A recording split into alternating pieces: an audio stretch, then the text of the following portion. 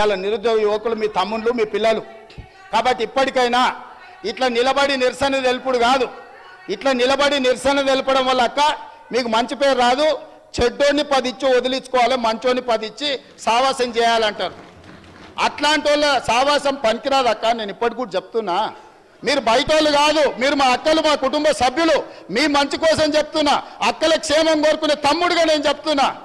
నేను సమాజాన్ని చాలా చూసిన, చాలా కింది నుంచి వచ్చిన, గ్రామీణ ప్రాంతం నుంచి వచ్చిన, ఉమ్మడి కుటుంబం నుంచి వచ్చిన, నాకు అక్క చెల్లెళ్ళు అక్కలను అవమానించేంత నీచమైన జాతి నాది కాదు అధ్యక్ష. చెల్లెలు జైళ్ళు ఉంటే రాజకీయాల కోసం బజార్లలో తిరగటోని కాదు అధ్యక్ష నేను. అందుకే అక్కలతో పాటు వాళ్ళకు కూడా నేను విజ్ఞప్తి చేస్తున్నా, రైతు రుణమాఫీని అభినందించండి, మాదిగల వర్గీకరణకు సహకరించండి, ఆర్డినెన్స్ తీసుకొస్తాం అవసరమైతే, లేకపోతే ప్రత్యేక శాసనసభ సమావేశాలు పెట్టి సుప్రీంకోర్టు ఇచ్చిన జడ్జిమెంటును ఇప్పుడు ఇచ్చిన నోటిఫికేషన్లలో కూడా మా మాదిగ బిడ్డలకు వర్గీకరణ ప్రకారం వాళ్ళకు రిజర్వేషన్లు అమలు చేయడానికి అవసరమైతే తమరి అనుమతి తీసుకొని మా మంత్రుల సహకారం తీసుకొని ప్రత్యేక సమావేశాలు పెట్టి మాదిగ సోదరులను ఆదుకుంటాం అధ్యక్ష. ఏళ్ళ కొద్ది దశాబ్దాల కొద్ది నిరీక్షించారు అధ్యక్ష. ఇవాళ వాళ్ళకి ఎంత మంచి సంతోషకరమైన పండుగ రోజు అధ్యక్ష. వాళ్ళ కళ్ళల్లో ఆనందం మనం 10 నిమిషాలు కూడా చూడలేము అధ్యక్ష. ఎన్ని తరాలు వాళ్ళు నిరీక్షించారు ఈ రోజు కోసము. ఇవాళ ఇన్ని తరాలు నిరీక్షించి వచ్చిన ఒక మంచి అవకాశం వాళ్ళు పండుగ చేసుకునే సందర్భంలో మనం వాళ్ళకి సహకరించాలి కదా అధ్యక్ష.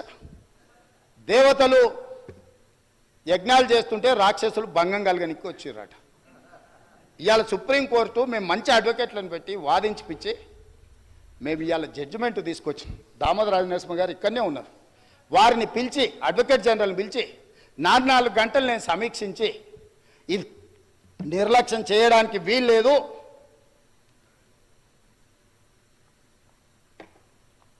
ఏళ్ల కొద్ది సాగడానికి వీల్లేదు, కోర్టుల ఏది ఏమైనా కేసు పూర్తి కావాల్సిందని నేను చెప్పిన అధ్యక్ష. మా ఎమ్మెల్యేలు అందరినీ పిలుచుకొని మాట్లాడినా, మా నాయకులను పిలిచి మాట్లాడినా, మిగతా సహచర మంత్రివర్గ సభ్యులకు చెప్పిన మనకు బాధ్యత వచ్చింది. మనం ఇవాళ అధికారంలో ఉన్నాం, ప్రజాప్రభుత్వం ఏర్పడ్డదంటే ఆ బిడ్డలు మన పక్కన బలంగా నిలబడ్డారు, వాళ్ళని కాపాడే బాధ్యత మన మీద ఉందని చెప్పి ఉద్దండులైన న్యాయవాదులను పెట్టి కేసు వాదించి కేసును తుది తీర్పు కాన్స్టిట్యూషనల్ బెంచ్ నుంచి తీసుకొచ్చినాం అధ్యక్ష. ఇంత సంతోషకరమైన వార్త వాళ్ళకు వచ్చినప్పుడు ఆ పిల్లల్లో మనం కలిసిపోయి వాళ్ళ ఆనందంలో భాగస్వామ్యం తీసుకోవాలి అధ్యక్ష, పంచుకోవాలి వాళ్ళలో భాగం. ఎందుకంటే ఈ అధికారం వాళ్ళు ఇచ్చింది అధ్యక్ష.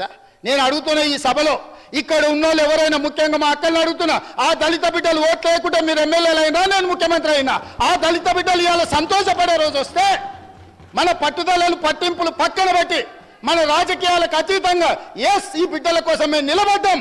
మా ఆత్మ గౌరవాన్ని ఒకవేళ అవమానించడానికి మేము భావించినా మా ఆత్మ గౌరవాన్ని కూడా మాదిగ బిడ్డల కోసం మేము ముందుకొచ్చి రాజకీయాలకు అతీతంగా మీకు అండగా నిలబడుతున్నామని మా అక్కలు మాట్లాడుంటే వారు విఘ్నత ప్రదర్శించే వాళ్ళు, మాదిగ బిడ్డలకు కూడా అక్కలై ఉండేవాళ్ళు, ఆ పెద్దక్కల్ని వాళ్ళు గౌరవించి ఉండేవాళ్ళు అధ్యక్ష. ఒక దొర చేతిలో దొర పండిన కుట్రలో ఇవాళ మా అక్కలు చిక్కుకొని ఇటు బయటికి రాలేక అటు లోపల ఉండలేక ఈరోజు మదన పడుతుంది.